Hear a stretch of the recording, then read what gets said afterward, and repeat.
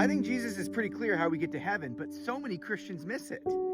They think that when they hear these things that Jesus says, where he finds the rich young ruler, he finds the lawyer who asked him the question. There's 3 stories in the whole Bible where someone asked Jesus, how do I get to heaven? And he says the same thing over and over again, where he says, I want you to do good things.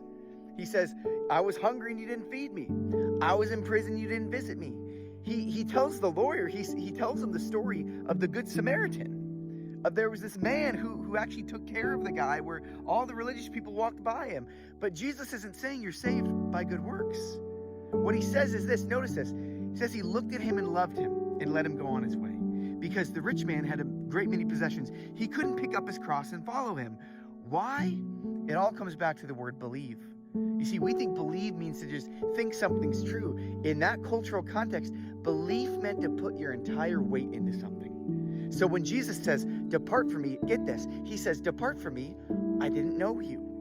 And then you didn't go do those things. Why? Because believing moves from here and out through your hands.